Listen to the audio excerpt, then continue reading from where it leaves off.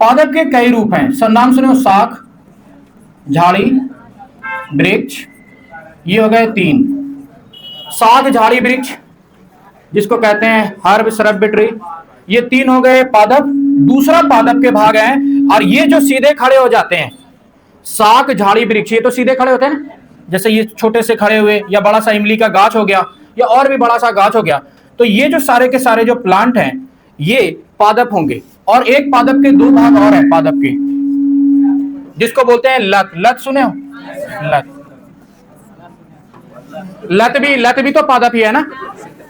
तो यहां पे हो गया शाख, झाड़ी, वृक्ष, लत। अब यहां पे एक डिफिनेशन निकल के, हमारी आंखें धरती पर जो भी चीजें देखती है, अगर वो प्लांट के फॉर्म में है तो वो पादप के उदाहरण है। क्या घास पादप है? इमली गाछ वो भी पादप है।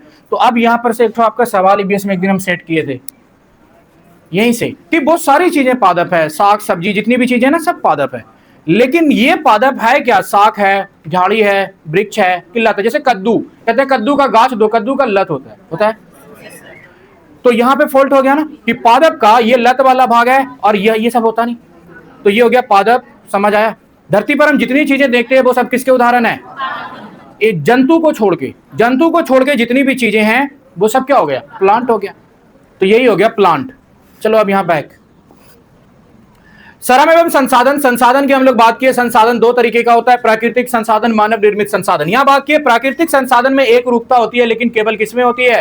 पादप श्रृंखला में। पादप अपने आप को लंबे समय तक, यानी इंसान क्या किया, वो व्यक्तिगत विविधताओं को प्रदर्शित करने लगा। इसका कारण था मस्तिष्क।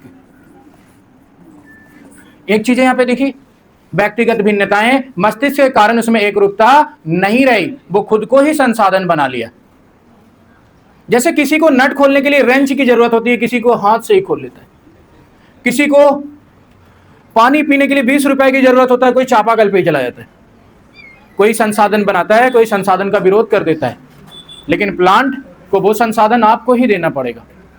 तो यहां पे 2 चीजें हम लोग सीखे कि संसाधन, वो सारी चीजें इस धरती पे जितनी भी चीजें जो हमारे काम को आसान बनाती है, काम के तरीके को बदल देती है, रफ्तार बढ़ा या घटा देती है, वो संसाधन के उदाहरण है।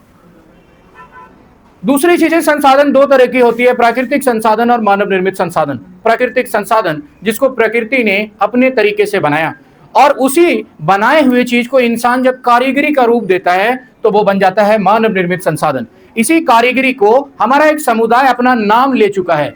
जब कोई एक खास समुदाय किसी खास सामग्री को खास रूप देता है, उसके अलावा कोई और रूप नहीं दे सकता, उसको हम लोग बोलते हैं सामुदायिक ज्ञान। यहां से एक सवाल बन के आया था कि रोहन ने अपने पिता से कुल्हड़ बनाना सीखा, यानी इसका मतलब है रोहन का जो पिता है वो कुम्हार होगा। एक चीज समझ आया क्या बोले? अपने पिता से सीखा, मेरे बाप से काहे नहीं सीखा, आपके बाप से काहे नहीं सीखा? क्योंकि उसका बाप पेशे से क्या था? कुम्हार था। तो मानव संसाधन को, आज जो भी मानव संसाधन को एक समुदाय अपना रूप ले लेता है, उसको बोलते हैं सामुदायिक संसाधन।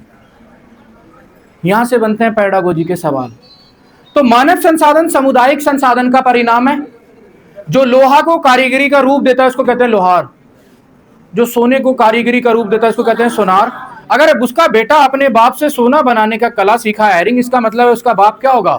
सोनार होगा। और उसका वो कहां से सीखा? सामुदायिक ज्ञान। उसके बाप ने शायद उसको सिखाया होगा, या किसी और सोनार ने सिखाया होगा। यानी कि जब एक ज्ञान दूसरे में जाती है और उसके समुदाय का ज्ञान उससे प्रदर्शित होता हो, जैसे कोई नाई को देखोगे ना तो आप नाई बोलते हो, कुम्हार को देखते हो तो आप कुम्हार बोलते हो, तो इसका मतलब है वो ज्ञान है सामुदायिक ज्ञान। आप उस खास समुदाय से उस ज्ञान को आसानी से आप ले सकते हो। तो मानव संसाधन सामुदायिक ज्ञान के तहत अगर किसी में गया और वो समुदाय बहुत बड़े स्तर पे है तो वो हो जाता है सामुदायिक ज्ञान। तो कोई भी संसाधन आज के जमाने में हमारे समुदाय में, इसको जो संसाधन बन रहा है उसको सामुदायिक संसाधन बोलते हैं। तो ये जो सामुदायिक ज्ञान हो गया, आया कहां से? सामुदायिक संसाधन। सभी देखो, अभी हम आपको एक साथ लेके चलते हैं, ज्यादा उलझाने की जरूरत नहीं है। अब देखो यहां पे, अब इस धरती पर जो भी प्राकृतिक संसाधन था, जो भी प्राकृतिक संसाधन है, जैसे लोहा प्राकृतिक संसाधन है, उसको कोई रूप किसने दिया? लोहारों ने। जैसे लकड़ी प्राकृतिक संसाधन है, उसको बेंच का, कुर्सी का, टेबल का रूप किसने दिया? कुम्हारों ने। तो हमारा जो ये जो कमारों ने हड़िया बनाया, कुम्हारों ने, बड़े ही बोलते हैं, वेरी नाइस। यहां देखो, मानव निर्मित संसाधन सामुदायिक संसाधन कहलाता है। मानव निर्मित संसाधन क्या कहलाता है? सामुदायिक संसाधन कहलाता है। लोहा देखो, लोहा के जो अवशेष हैं वो प्राकृतिक संसाधन, प्रकृति से ही नहीं निकाले, फिर इंसान उसको क्या किया? लोहे का रूप दिया, कलेक्ट किया। नहीं तो बताओ, अगर इस हमारे पास वो ज्ञान नहीं रहता तो हम लोहा बना ही नहीं पाते। सिंधु घाटी सभ्यता में लोग कांस्य युगीन सभ्यता कहते हैं, कांस्य बनाना जानते थे, लेकिन कांसा इतना आसान नहीं है। उसको आप देखोगे कि कांसा कैसे बनाया जाता है? टीन मिला के बनाया जाता है। तो टीन मिलाने की कला वो कहां से सीखा? पीतल में जब CuSN जब मिलाते हैं, जैसे पीतल बनाते हैं तो तांबा में जिंक मिलाते हैं, कांसा बनाते हैं तो तांबा में टिन मिलाते हैं। सभी सवाल बना हुआ है। तो मानव संसाधन सामुदायिक संसाधन का परिणाम है, और एक यही ज्ञान जब दूसरे तीसरे तक गया, और जब बच्चा एक दूसरे से सीखा, बच्चा सीखा, समुदाय सीखा, तो वो कहलाया सामुदायिक ज्ञान। यहाँ संसाधन दो तरीके के, प्राकृतिक और मानव निर्मित। मानव जिस भी संसाधन को रूप देगा वो कहलाएगा सामुदायिक संसाधन, और ये संसाधन सामुदायिक ज्ञान आधारित होगा। अगर कोई आदमी बढ़ई का काम सीखना चाह रहा है तो उसको उस समुदाय के साथ रहना पड़ेगा, और अगर कोई लोहार का काम सीखना चाह रहा है तो उसको उस समुदाय के साथ रहना पड़ेगा। यहां तक कि शिक्षक का भी अपना एक समुदाय होता है, जिसको हम पॉलिटी में बोलते हैं दबाव समूह। जैसे अगर शिक्षक के साथ दिक्कत हुई तो हड़ताल पे शिक्षक जाता है, स्टूडेंट के साथ दिक्कत हुई तो कौन जाता है? स्टूडेंट जाता है। तो यानी कि ये एक समूह समुदाय को दिखाता है, समूह समुदाय को दिखाता है। कहेगा एक खास समूह के बच्चे किसी खास काम में महारत हैं, खास काम में महारत रखते हैं, खास काम को आसानी से कर पाते हैं, उसकी ज्ञान एक समान दिखती है। निम्नलिखित में से उसकी ज्ञान हमें किस ओर प्रदर्शित कर रही है? सामुदायिक ज्ञान की ओर, कि सबका लक्षण एक जैसा है, मतलब सब एक ही घाट का है कि नहीं है? सब एक ही घाट का है, तभी तो सबका लक्षण एक जैसा है। सब कर सकता है, दूसरा बच्चा नहीं कर सकता। तो यहां से बनते हैं पेडागोजी के सेक्शन की मानव निर्मित संसाधन सामुदायिक संसाधन कहलाते हैं, और ये सामुदायिक संसाधन सामुदायिक ज्ञान आधारित होते हैं, और ये आज हमारे समुदाय का पेशा बन चुका है। दूसरा इस पर है कि प्राकृतिक संसाधन दो तरीके का होगा, जंतु या पादप। पादप भी संसाधन है, जैसे चावल बेच के हम पैसा कमा सकते हैं, अपनी जरूरतों को पूरा कर सकते हैं, जो हमारे जरूरत के काम आए, हमारे काम को आसान बनाए, वो है संसाधन। तो प्राकृतिक संसाधन पादप हो गया, प्राकृतिक संसाधन जंतु हो गया। तो ये पादप जो होगा इसमें रहेगी क्या? एक रूपता। एक रूपता का मतलब है कि आम का पेड़ नीम को नहीं उगा पाएगा, इसमें एक रूपता होगी। अब दूसरा है कि ये जो जंतु है, ये जो जंतु है प्राकृतिक संसाधन का, इसमें मस्तिष्क के कारण व्यक्तिगत विभिन्नताएं देखी जाएगी। ये या तो खुद संसाधन बनेगा या खुद संसाधन को चेंज कर देगा। 6 to 8 चले जाओ।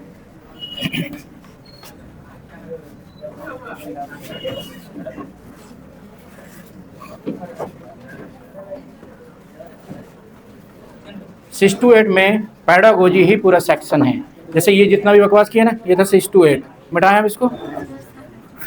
ये था 6 to 8। 6 to 8 में कॉमन सेंस का गेम है, समझदारी होनी चाहिए बस, और कुछ नहीं। अब मिटाते हैं, अब हम लोग अपने टॉपिक पे आते हैं, ठीक है? इसीलिए थोड़ा थोड़ा पागल हो रहे थे। अब देखो हमारा संसाधन क्या है, 1 to 5, ठीक है? बच्चा बहुत जरूरी, मेन क्या है कि टीचर नहीं है यहाँ पे। बात करते हैं संसाधन की।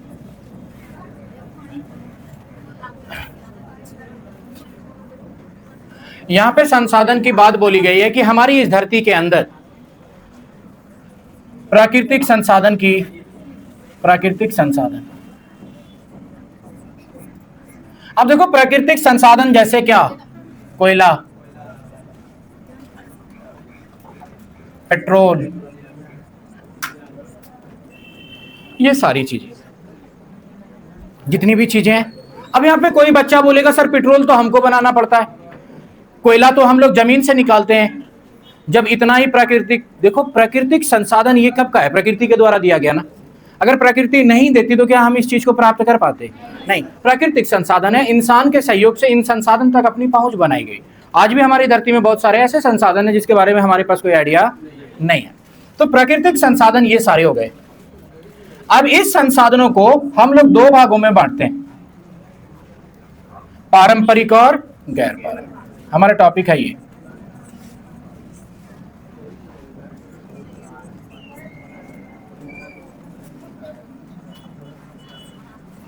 ये हमारा टॉपिक निकल के आया। अब हमको ये सीखना है कि संसाधन, प्राकृतिक संसाधन क्या है, जो इंसान क्या किया, अपने अकल से प्रकृति के संसाधनों को प्राकृतिक रूप देकर के जमीन से निकाला, कोयला, पेट्रोल, ये सारी चीजें। प्राकृतिक संसाधन दो तरीके की है, पारंपरिक और गैर पारंपरिक। देखो पारंपरिक का मतलब है, हमको फर्क नहीं पड़ता लोग क्या सोचता है, हम अपने हिसाब से पढ़ाते हैं। पारंपरिक का मतलब है परंपरा दर परंपरा जो चला हो, याद हो गया। जैसे कोयला बाप दादा यूज करता था, आज भी यूज करते हैं, पारंपरिक। अब बताओ कोयला संसाधन पुराना है कि नहीं? अब यहां पे देखो जो संसाधन, अब दूसरा देख लो, जलावन बाप दादा यूज करता था, हम लोग भी यूज करते हैं, पारंपरिक। जो बाप दादा यूज कर रहा हो, परंपरा दर परंपरा चल रहा हो, उसको बोलते हैं पारंपरिक। और जो परंपरा दर परंपरा ना चला उसको क्या बोलते हैं? गैर पारंपरिक। यह है समझाने के लिए। अब जरा सोच के देखना कि तुम्हारे फादर के पास जो चीजें थी और जो उसके फादर के पास थी, जो परंपरा दर परंपरा चल रही है वो है पारंपरिक, और जो परंपरा दर परंपरा नहीं चली वो है गैर पारंपरिक। जैसे सौर ऊर्जा, बाप दादा जानता था सूरज से एक दिन ऐसा आएगा गांव उजाला होगा, जानता था वो? नहीं। तो क्या हो गया? गैर पारंपरिक। जैसे पवन ऊर्जा, पवन ऊर्जा टरबाइन, ये हो गई, ये लो पंखी, ये देखो तुरंत खो जाते, ये देखो घूर रहा है, ऐसा देखो, हाँ, तो ये है पवन ऊर्जा। तो ये हो गया सौर ऊर्जा, पवन ऊर्जा, नाभिकीय, परमाणु, परमाणु हो गया। यहां पे खाली आपको ये बात भेजा में घुस गई ना कि ऊर्जा, प्राकृतिक संसाधन दो तरीके का, पारंपरिक और गैर पारंपरिक। जो परंपरा दर परंपरा कहेगा, गोईठा पारंपरिक। अब इसको, इस जलावन को हम लोग बोलते हैं जैविक। अब जैविक जलावन कैसे? लकड़ी जान थी कि नहीं, निर्वाह जान था कि नहीं, तो ये सारे हो गए जैविक। कहेगा निम्न जैविक संसाधन किस संसाधन के उदाहरण है? पारंपरिक। क्या? अरे गैस सिलेंडर जिसमें आ गया, बाप दादा गैस सिलेंडर पुराने जमाने में यूज करता था, दादा तक जाओ, नहीं, खत्म हो गया। जैसे देखो कोयला, पुराने जमाने में कोयला हमारे पास बहुत लंबे समय से यूज में आया हुआ है, तो कोयला हो गया, जलावन हो गया, जैविक संसाधन हो गया। इन सबको हम लेके चलते हैं रटाने के लिए, इस दो भाग में बांटे।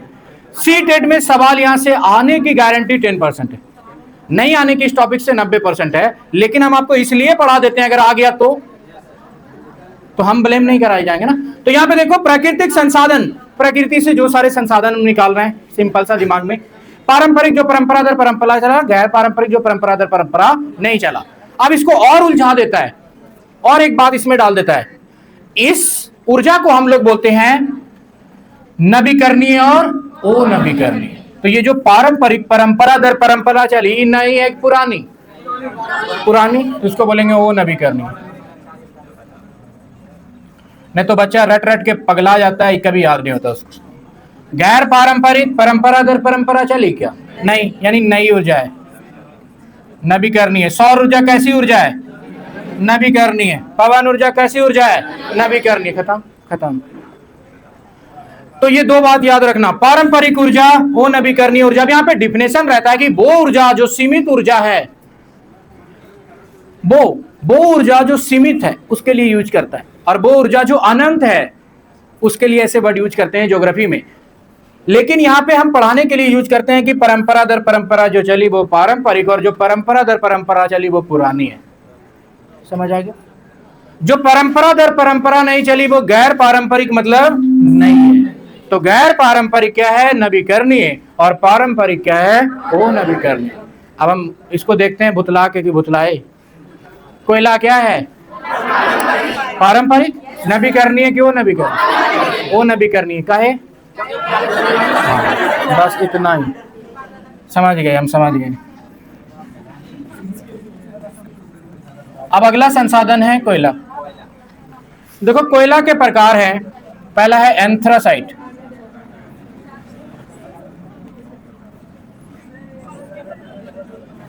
लिग्नाइट, बिटुमिनस और लास्ट में है पीट। कोयला के कितने प्रकार? 4 प्रकार। अब है यहां पे कार्बन की मौजूदगी। अब हम एक है किसी भी वस्तु की प्राचीनता या समय का उल्लेख करते हैं, कार्बन डेटिंग पद्धति जिसको बोलते हैं C14। नाम सुने? कार्बन डेटिंग इसको बोलते हैं।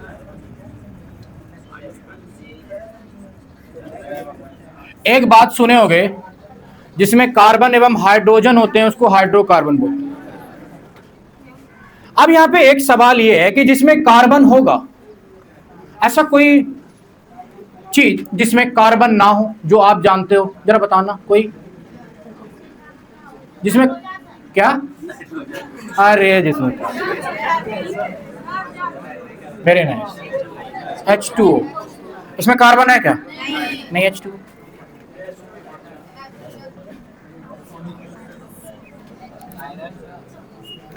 ये जो कोयला है इसमें जो कार्बन की मात्रा है ये इसके ऊर्जा को दिखाती है।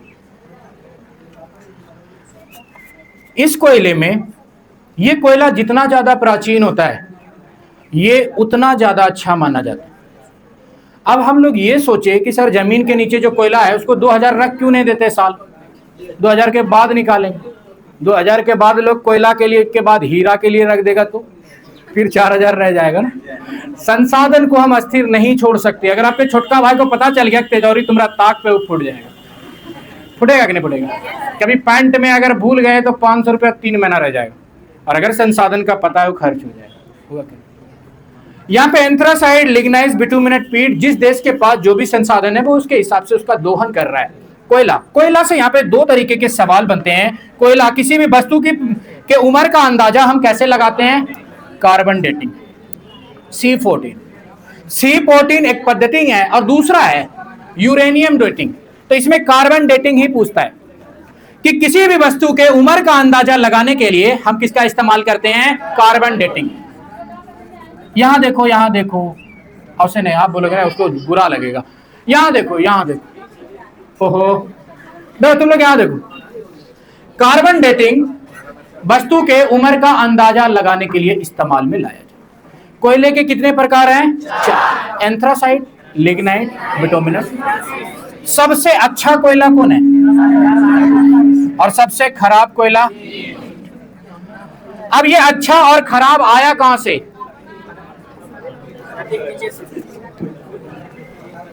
ये अच्छा और खराब आया प्राकृतिक प्रभाव से, यानी पर्यावरण, ऊर्जा। तो कोयला के 4 प्रकार है, एंथ्रासाइट, लिग्नाइट, बिटुमिनस, पीट। सबसे अच्छा कोयला क्या है? एंथ्रासाइट। सबसे खराब कौन है? पीट। किसी भी चीज के हम उम्र का अंदाजा कैसे लगाते हैं? Carbon dating, C14। अब देखो कि कोयला का एंथ्रासाइट अच्छा क्यों कहा गया? पहला कि पर्यावरण को कम नुकसान पहुंचाता है, कम धुआं छोड़ता है, कम राख देता है। ये यहां से क्वेश्चन बना हुआ है। जैसे भट्टा, गदैया, सब भट्टा में देखते हो। हमारे इंडिया में सबसे ज्यादा पाया जाता है बिटुमिनस, इसका ये दूसरा पार्ट है, ये बिटुमिनस। लिग्नाइट है तीसरा, पीट है चौथा। एंथ्रासाइट, बिटुमिनस, लिग्नाइट, पीट, और हमारे पास इसके जो संसाधनों के जो भंडार है उसके हिसाब से नाम लगाएं। सबसे अच्छा कोयला कौन? एंथ्रासाइट। क्यों? क्योंकि ये पर्यावरण के लिए अच्छा है, कम धुआं देता है, कम राख देता है, अत्यधिक ताप देता है, यानी ये जलता अच्छे से है, ताप ज्यादा होती है, इसीलिए ये कोयला अच्छा है।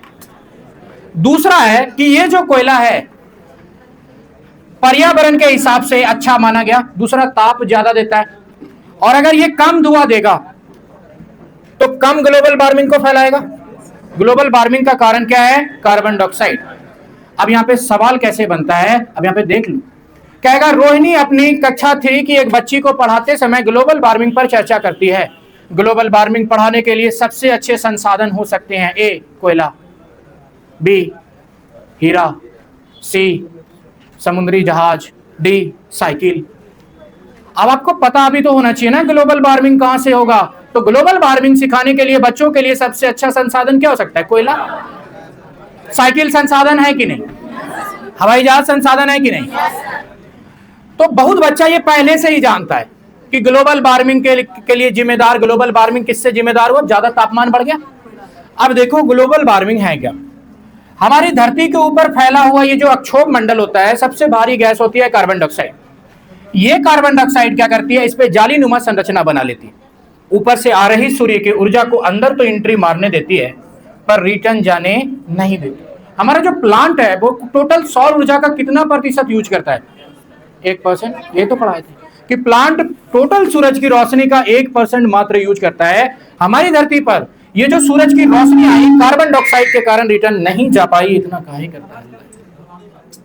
कोई बात नहीं। देखो हम लोग देखे कोयले के कितने रूप? 4 रूप। कौन कौन? बोल जाओ 4, बोल जाओ 4। कितने रूप? 1 रूप। 4 रटते रटते 1 याद नहीं रहेगा। तो कोयले के कितने रूप? 1 रूप। 4 भूल जाओ। कौन? एंथ्रासाइट। जब भी यही पूछता है कि सबसे अच्छा कोयला में अच्छे की बात करता है, बच्चा को पढ़ाओगे ना तो बच्चा को खाली अच्छा अच्छा पढ़ाना है।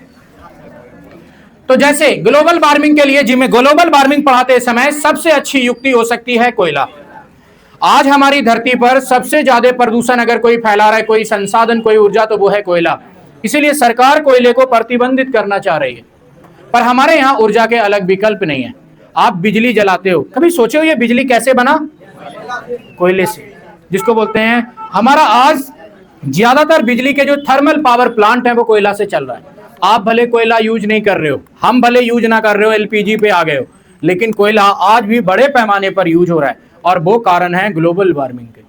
तो एक शिक्षिका बच्चों को अगर ग्लोबल वार्मिंग के बारे में पढ़ा रही है, प्रदूषण के बारे में पढ़ा रहे हैं, आंख मानो आंसर क्या जाएगा? कोयला। दूसरा है कि अगर कोई शिक्षिका बच्चों को प्रदूषण के बारे में पढ़ाना चाह रही है तो सबसे अच्छी युक्ति शिक्षिका के लिए क्या है? ताप विद्युत क्षेत्र में लेके जाओ। अब वहां कोयला नहीं होगा, प्रदूषण के बारे में पढ़ा रही है, कोयला जलने के बाद न प्रदूषण करेगा। आप उसको कहां लेके जाओगे? चिमनी भट्टी में लेके जाओ या बिजली फैक्ट्री में लेके जाओ, ऐसे जगहों पर। और बच्चा सबसे ज्यादा सीखता है भ्रमण से, और भ्रमण लाता है अस्थायी ज्ञान। कोयला के सबसे अच्छे रूप कौन? एंथ्रासाइड। एंथ्रासाइड सबसे अच्छे क्यों हैं? क्योंकि कार्बन की मात्रा ज्यादा होती है।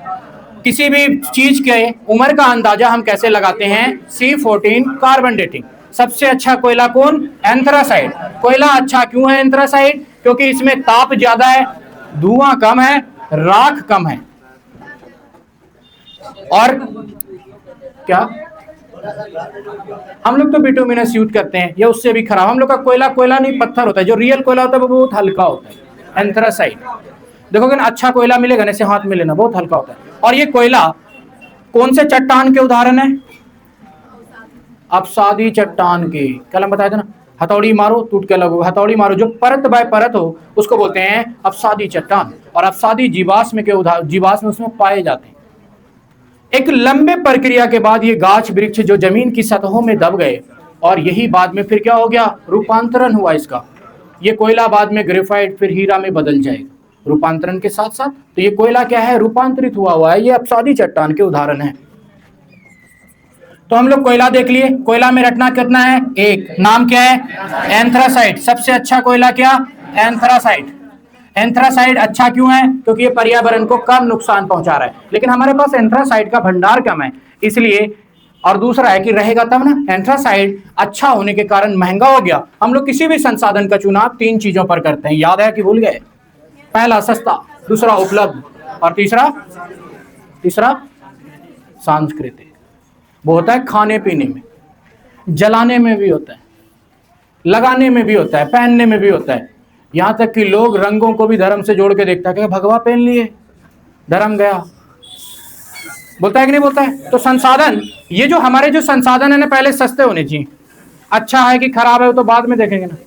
दूसरा होना चाहिए आसानी से उपलब्ध होना चाहिए, नहीं तो आप खोजते ही रह जाओगे। और तीसरा है उसका सांस्कृतिक महत्व होना चाहिए, नहीं तो आप चाह के भी उसका इस्तेमाल नहीं कर सकते, चुरा के ले जाना पड़ेगा।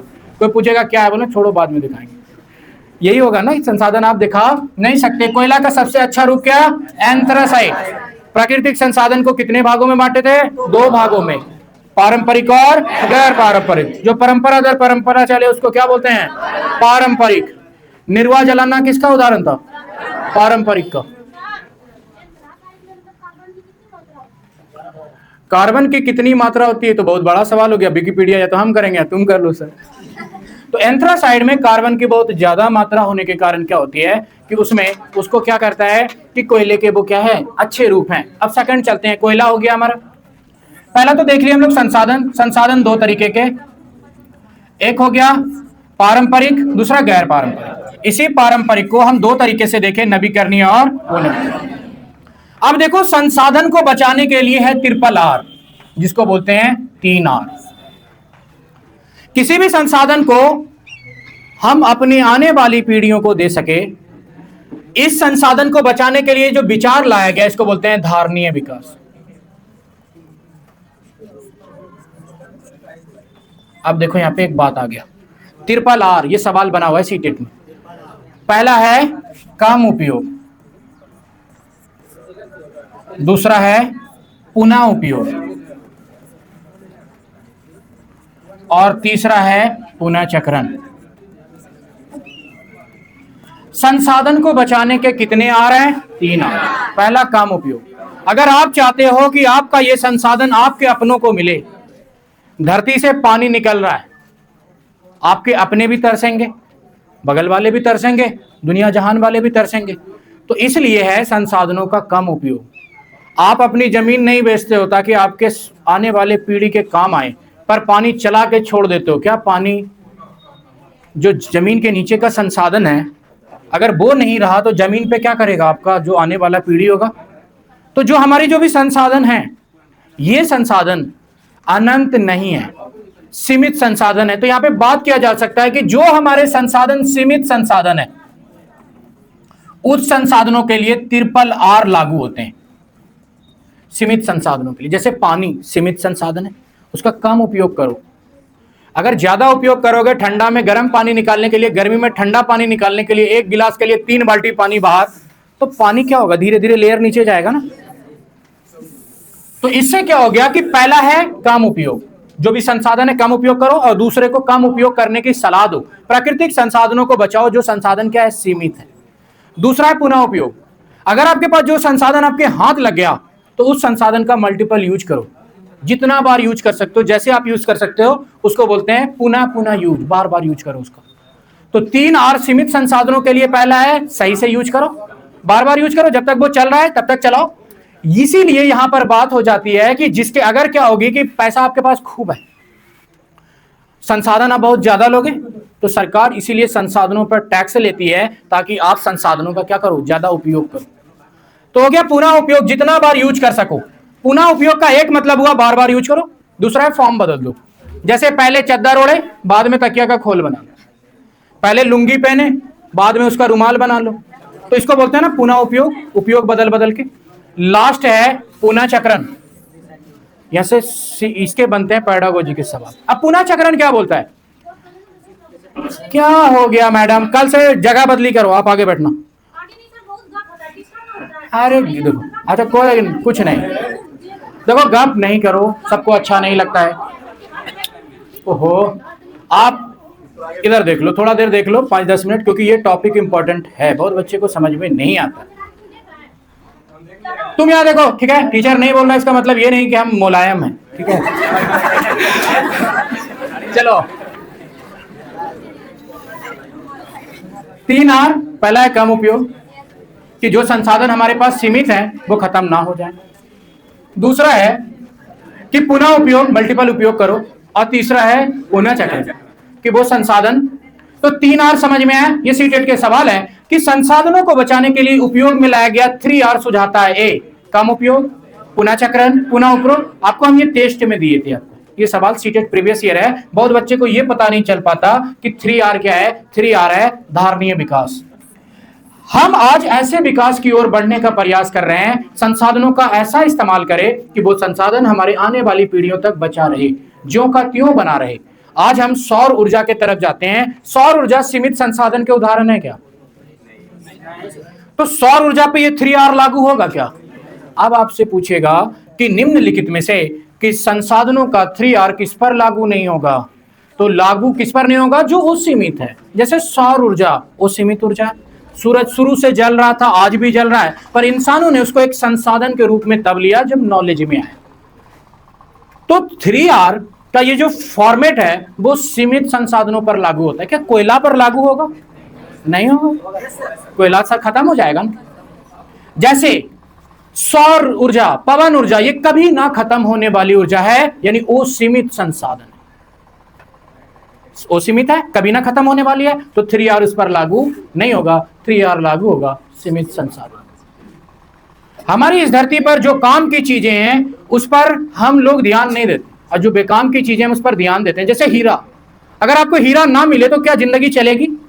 चलेगी। पर हवा अगर ना मिले तो जिंदगी चलेगी? नहीं। तो जो चीजें हमारे पास है उसकी हमारे पास कोई कीमत नहीं है, और जो चीज नहीं है उसकी हम क्या करते हैं? कीमत लगाते हैं। इसीलिए संसाधन प्रभावित हो जाते हैं। तो धारणीय विकास लोगों को उस ओर ले जाने की एक मुहिम है जिससे लोग क्या कर सके? उचित संसाधनों का संरक्षण कर सके। तो आने वाली पीढ़ियों तक जो बचा रहे, यानी भविष्य के लिए जो संसाधन बचाने की जो प्रक्रिया है उसको कहते हैं धारणीय विकास। तो अब कहेगा निम्नलिखित में से संसाधनों को बचाने का सबसे उचित उपाय क्या है? धारणीय विकास। धारणीय विकास या दूसरा है ट्रिपल आर। धारणीय विकास कहता है कि किसी भी संसाधनों का ऐसा इस्तेमाल करो कि संसाधन धरा का धरा रहे, और उसके जो एक्सेस भाग थे, जो एक्सेस अमाउंट है, उसका इस्तेमाल करो आप। जैसे आप अंडा खाओ, मुर्गी को बचा के रखो, तो ये क्या हो गया? धारणीय विकास। समझ गए हो गया? बीमारी नहीं, आपको एग्जाम्पल दिए हम कि आप इन संसाधनों का ऐसा यूज करो कि वो संसाधन क्या रहे? धरा का धरा रहे, और ऐसा यूज ना करो कि वो संसाधन क्या हो जाए? सिमट के रह जाए। तो संसाधनों में ट्रिपल आर किस पर लागू होते हैं? सीमित संसाधनों पर। कम उपयोग, पुनः उपयोग, पुनः चक्रण। पुनः चक्रण दो तरीके का हो सकता है। पुनः चक्रण को कितने भागों में बांट सकते हैं? दो। याद करो, पढ़ाए हैं हम आप। पहला होता है अपघटनीय, याद है आपको? जो चक्रण यानी प्राकृतिक रूप से उसका अपघटन हो जाता है, और जिसका नहीं होता है। तो पुनः चक्रण किस संसाधनों का करना बेहद जरूरी है? यानी उसको रिसाइकलिंग के लिए भेजना है। जैसे प्लास्टिक, शीशा, ये सब पढ़ाए थे। पॉलीथीन, पॉलीथीन कि कोई भी संसाधन का या तो कम उपयोग करेंगे बचाने के लिए, दूसरा है उसको बार बार यूज करेंगे। लेकिन संसाधनों को बार बार यूज करें, कम उपयोग करें, फिर भी एक जमाना आएगा जब वो खराब हो जाएगा। आप खूब बढ़िया से जूता पहने, खूब धो के, खूब संभाल के रखे, कभी तो खराब होगा। अब खराब हुआ तो आप कौन सी करोगे? तो कोई भी संसाधन 3 प्रोसेस से गुजरता है। जब लिए तो उसका कम उपयोग की, मतलब अच्छे से उपयोग किए, और हर तरीके से उसका उपयोग कर लिए। फीता को कमर में बांध के भी घूर लिए। जब जूता खराब हो गया तो यानी फीता को अलग तरीके से यूज कर लिए। पहले है कि कम उपयोग, अच्छे से उपयोग किए, फिर है पुनः उपयोग, यानी उसके तरीके बदल दिए। पहले जूता आप पहने, अब कुर्सी को पहना दिए कि टाइल से खराब ना हो। कुछ भी किए, फिर भी वो खराब हो गया, तो आया कहां? पुनः चक्रण। तो अब उस संसाधनों का आप क्या करोगे जो पर्यावरण को नुकसान ना पहुंचाए? तो 2 बात आ गई। एक होगा जिसको बोलते हैं अपघटनीय, जिसका अपघटन हो सकता है उसको बोलते हैं अपघटनीय। इसका अपघटन हो सकता क्या? नहीं।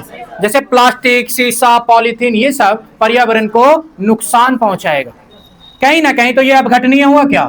नहीं हुआ। और दूसरा है कि जो अपघटन हो सकता है, जैसे लकड़ी, जो भी चीज सोच लो, जो भी चीज जो कि डिस्ट्रॉय हो सकता है, जिसको अपघटक क्या कर सकता है? उसका अपघटन कर सकता है। तो संसाधन के रूप कितने भागों में बढ़ गए? 3 भागों में। कम उपयोग, पुनः उपयोग, पुनः चक्रण।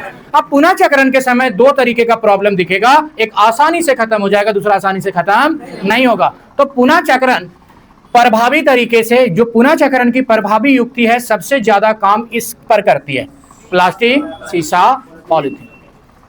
क्योंकि सबसे ज्यादा नुकसान कहां से हो रहा है? यही से हो रहा है, प्लास्टिक, पॉलीथीन, शीशा। तो यहां से निकल के आया संसाधनों।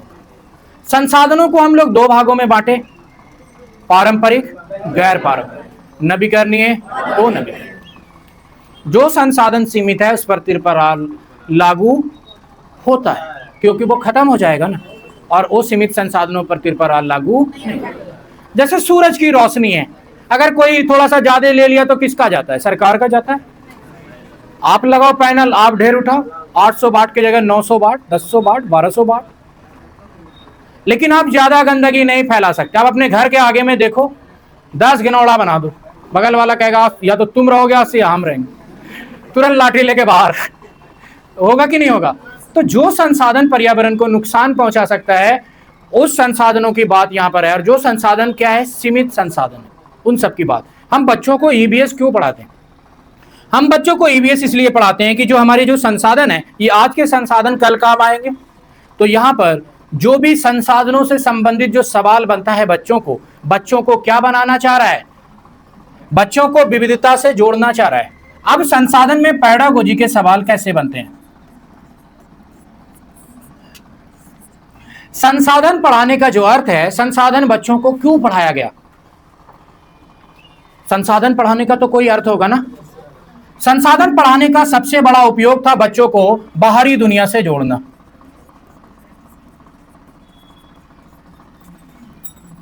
एक चीज है, तो बच्चा को जब भी हम किसी भी चीज के बारे में पढ़ाते हैं उसको जोड़ते हैं बाहरी दुनिया से, ताकि वो संसाधन के महत्व को समझे। कि रमजान महीना में दांत खरने के लिए दतमन के गाछ को शहीद कर देते हो, वो तो संसाधन लंबा टिकता ना, पादप संसाधन था। तो बाहरी दुनिया से जोड़ना कि यह संसाधन हमारे लिए कैसा है। अब ये बच्चा इस संसाधनों के लिए बेहतर कैसे हो सकता है? एक छोटे बच्चे को जब हम प्रकृति, पर्यावरण, इसके बारे में जब हम सिखाएंगे ना, तो छोटा बच्चा का मस्तिष्क क्या होता है, उस चीज को जल्दी ग्रहित करता है। किसी बूढ़े आदमी को कहोगे जी पानी पी लिए, बोतल फेंक दिए, पड़ाक फेंट दे देगा, कहेगा तुम हमको सिखाएगा, तुम्हारे बाप की उम्र के हैं। लेकिन छोटा बच्चा को बोलेगा ना, वो बोलेगा सॉरी अंकल, क्योंकि उसमें जानते हो, क्योंकि उसमें जो संवेग होता है बच्चों में बड़ों के मुकाबले में ज्यादा होता है, और वो संवेग के कारण जल्दी सीख जाता है। फिर फेंका हुआ बोतल उठा लेगा, और तुम बड़ा आदमी को बोल दिए, कहेगा पकड़ इसको रे, बोलेगा कि नहीं। तो इसीलिए संसाधन में बच्चों का हम ईबीएस में यहाँ पे दो तरीके का, हम ईबीएस में जो हम डाले हैं, ईबीएस इसीलिए कक्षा किस क्लास से शुरू होता है? कक्षा 3 से। और आपको कहां तक पढ़ना है? 3 to 5। ईबीएस कक्षा 3 से पहले मैथ और भाषा, मैथ प्लस लैंग्वेज।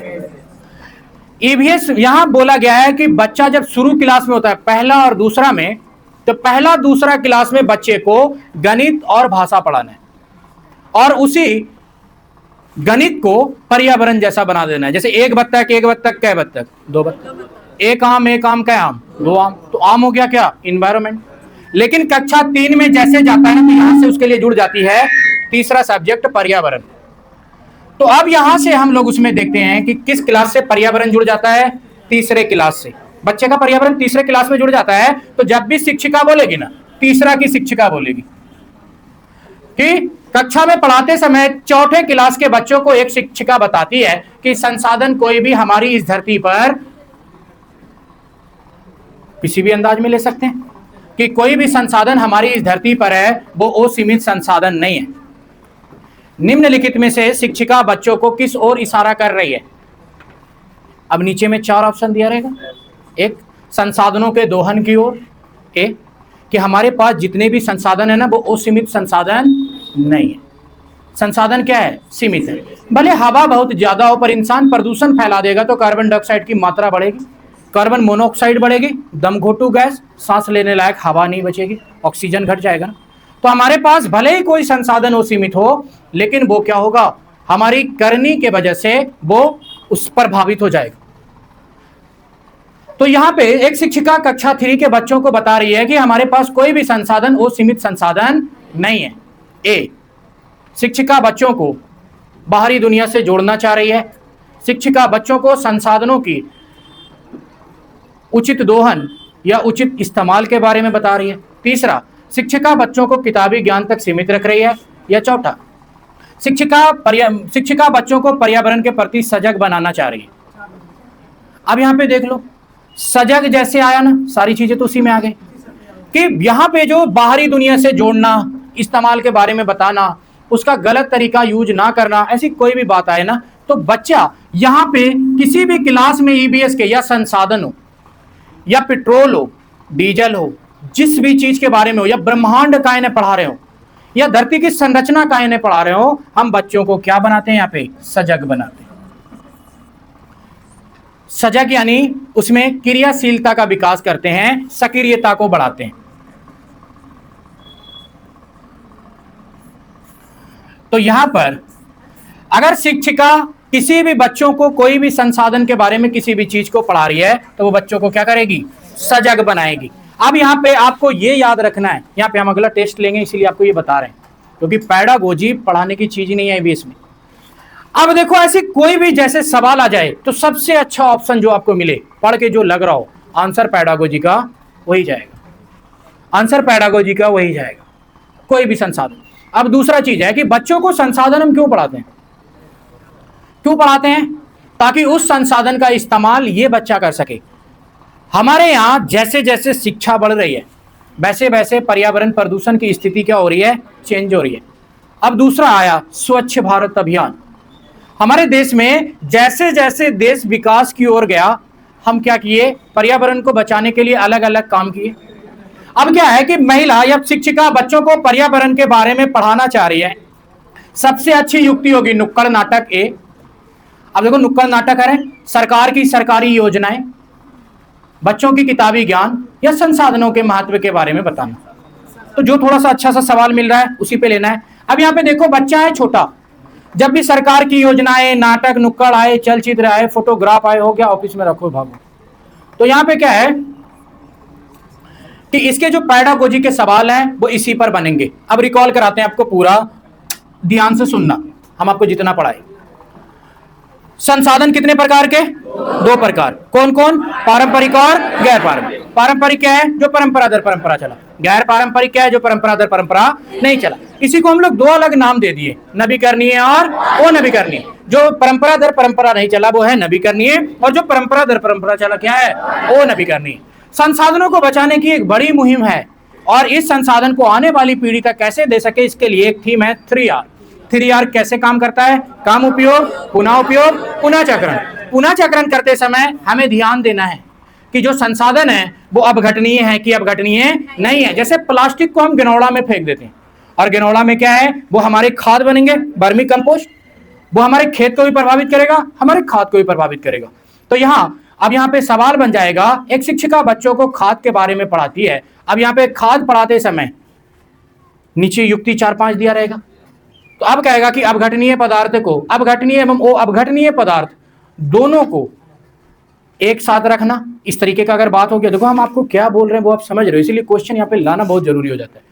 कि अगर मान लो शिक्षिका खाद के बारे में पढ़ा रही है, या कहेगी एक शिक्षिका बच्चों को गोबर खाद के बारे में पढ़ा रही है, और गोबर खाद में एक ऑप्शन दे दिया अपघटनीय पदार्थ, तो गोबर खाद में अपघटनीय पदार्थ क्या होगा? नहीं जाएगा, क्योंकि अपघटनीय पदार्थ को जो हमारे जो अपघटक है वो डाइल्यूट नहीं कर पाएगा, तोड़ नहीं पाएगा। जैसे केचुआ बर्मी कल्चर कहलाता है उसका पालन। जब केचुआ गोबर को तोड़ देता है तो वो बर्मी कंपोस्ट कहलाता है। जब गोबर के साथ प्लास्टिक होगा तो केचुआ को भी प्रॉब्लम होगा ना, वो पदार्थ अपघटनीय नहीं है, तो बर्मी कंपोस्ट भी प्रभावित होगा। खेत में जाएगा तो वो खेत को भी प्रभावित करेगा। तो ये जो संसाधन है पुनः चक्रण में हमको इसीलिए इसका यूज करना होता है कि पुनः चक्रण कितने प्रकार से होगा? 2, अपघटनीय और अपघटनीय। कोयला के सबसे अच्छे प्रकार कौन? एंथ्रासाइट। एंथ्रासाइट के क्यों अच्छा था? क्योंकि ये कम धुआं देता है, ज्यादा ताप देता है, कम राख देता है। कोयला कौन सा संसाधन था? वो नवीकरणीय संसाधन जो लंबे समय से यूज में हमारे है। ये हो गए ऊपर संसाधन, कोयला से ही क्वेश्चन आता है। अब दूसरा है पेट्रोल। कल देखोगे थक गए क्या? अच्छा 5 मिनट और खत्म कर देते हैं। देखो कोयला देख लिए, कांसा, पीतल, कुछ कुछ चीजें हैं जो यहां से आता है कि हम इसका फॉर्म बदल दिए।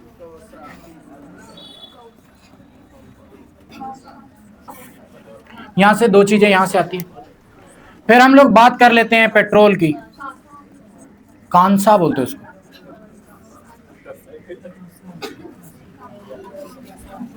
देखो कांसा, ये जो संसाधन है इसको बोलते हैं मिश्रित संसाधन। देखो संसाधन कई तरीके का होता है। एक होता है जो अकेला खुद से बनाओ, जैसे तत्व। तत्व को किसी चीज को मिला के तत्व बनाया नहीं जा सकता है। तो यहां पे मिश्रण कि ये जो कांसा हो गया, कांसा दो चीजों से बना है, दो नाम खाली याद रखना है यहां पे, Cu प्लस Sn। इसको बोलते हैं कॉपर। ज्यादा नहीं पढ़ना है, आए तो ठीक, नहीं आए तो नहीं। कॉपर प्लस, इसमें दो नाम याद रखना है, Cu प्लस Zn, जिसको बोलते हैं, इसको कॉपर के जगह लिख दो तांबा, क्या पता कैसा वैरायटी, तांबा प्लस टिन। और इसमें होता है तांबा प्लस जिंक, यानी जस्ता। दो नाम हो गया। ये भी हो गया क्या, संसाधन। जो एक से अधिक चीजों से मिलके बना उसको मिश्रण बोलते हैं। जो कंपाउंड के बैलेंस अमाउंट से बना उसको यौगिक बोलते हैं। तो यहाँ पे यौगिक हमारा टॉपिक नहीं है, हमारा टॉपिक है मिश्रण। कि हम जब दो संसाधनों, दो अलग अलग संसाधनों को मिला के कोई नया संसाधन बनाते हैं तो उसको मिश्रण बोलते हैं। जैसे कांसा किसका उदाहरण है, मिश्रण का, CuSn, जिसको याद नहीं है, ये दोनों हो गया। बात करते हैं पेट्रोल और डीजल, या जो भी अलग जो भी चीजें हैं, इस सारी चीजों को यहां पे दो तरीके का सवाल आता है। एक आता है किरोसिन, सीधा लिख ही देते हैं, काम ही खत्म हो जाएगा। पेट्रोल और डीजल उड़ जाता है। यहां पे क्वेश्चन पूछता है कि ऊर्ध्वपातन विधि, एक विधि यहां पे यूज की जाती है, उसी को खाली याद रखना है, ऊर्ध्वपातन। ठीक, कि जैसे पेट्रोल उड़ जाता है, डीजल उड़ जाता है, कोई भी चीज जैसे कपूर उड़ जाता है, ये सारे संसाधनों को, ये सारा संसाधन खत्म कैसे हो जाता है, क्या हो जाता है, तो यहाँ पे एक विधि का यूज किया जाता है। क्या होता है, ऊर्ध्वपातन विधि। और एक विधि यहाँ पे होता है किरोसिन तेल से, कि सोडियम को किरोसिन तेल में डुबो के रखा जाता है।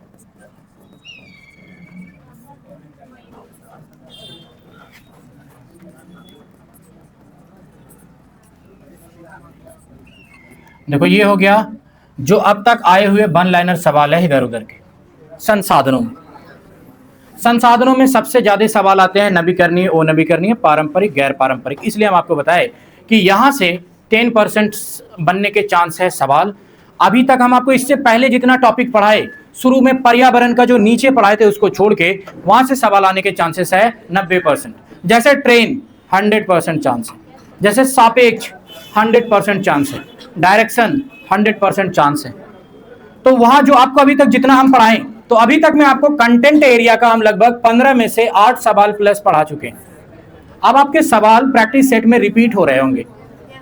कुछ अभी चीजें आपको पढ़ाना है, जैसे मच्छर से फैलने वाला रोग, मक्खी से फैलने वाला कुछ रोग है, कुछ डिजीज है, उन सारे को पढ़ाएंगे, ऐड हो जाएगा। अभी आपको पादप नहीं पढ़ाए, पादप पढ़ाएंगे, साग, झाड़ी, वृक्ष। दूसरा है जड़ के रूपांतरण, कि स्तंभ जड़ क्या होता है, झकड़ा जड़ क्या होता है, जिससे सवाल आया है। हाँ, मुसला जड़ क्या होता है, स्तंभ रूट क्या होता है।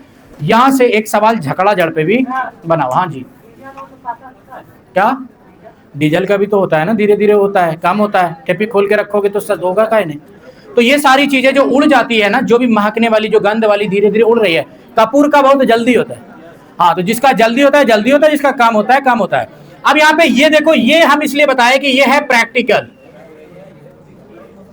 क्लास 4 में प्रैक्टिकल है कि एक शिक्षिका बच्चों को 4 अलग अलग तरीके के पदार्थ को देती है, डीजल, पेट्रोल और केरोसिन, और बच्चों से कहती है कि पता लगाओ कि निम्नलिखित में से सबसे पहले किसका, हाँ मतलब कौन खत्म हो जाएगा। इस तरीके का जब बच्चा प्रैक्टिकल करता है तो नीचे में एक चीज निकल के आता है, क्या, ऊर्ध्वपातन। तो इसीलिए जितना भी आपका जो यहाँ पे हम सवाल जो पॉइंट उठाते हैं ना, ये सारे के सारे पॉइंट कहां से होते हैं, कुछ है आपके 1 to 5 NCERT के और CBSE के। इसलिए हम जो पढ़ाते हैं आपको EVS एकदम डिफरेंट लगेगा। क्या क्या पढ़ाता है, कितना पढ़ाता है, ढेर पढ़ाते हैं।